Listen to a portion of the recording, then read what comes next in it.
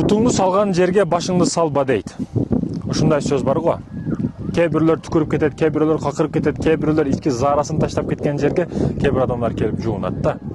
Биз көлүбүздү таза кармашыбыз керек. Жөнөкөй бассейнчилерге дагы кеңешим, күн сайын сууңарды алмаштыргыла.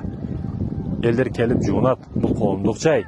Коомдук жайда биздин культурабыз, маданиятыбыз, адеп ахлагыбыз бар. Халык пансионаттарга келиңиздер.